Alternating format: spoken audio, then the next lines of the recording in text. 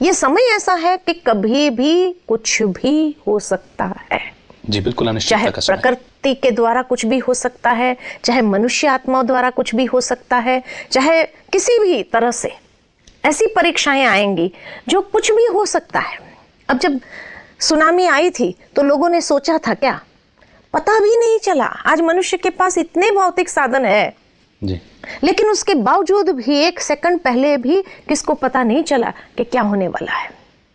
तो सारी दुनिया में कोई एक साथ में विनाश आने वाला है ऐसा नहीं है, लेकिन अलग अलग स्थान पर अलग अलग प्रकृति के तत्व निमित्त बनेंगे, कहीं कहीं व्यक्ति निमित्त बनेंगे कि विनाश को सर्जने के लिए।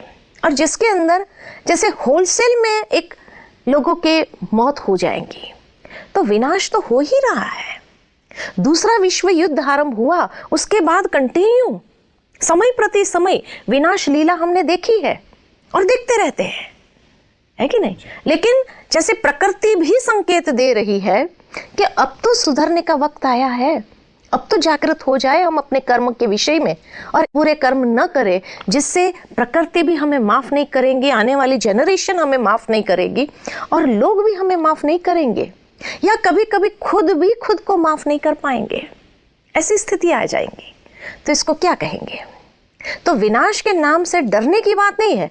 विनाश से कोई डर नहीं होता है। सोचते कई बार कई लोग सोचते हैं विनाश होगा, एक सेकंड में खत्म हो जाएगा, वो डर क्या है? लेकिन आज जब मनुष्य तिल तिल मर रहा है तो ये विनाश नहीं हो रहा है, उसके संस्कारों का विनाश हो रहा है, उसके मूल्यों का विनाश हो रहा है, उसकी पॉजिटिविटी का विनाश हो रहा है।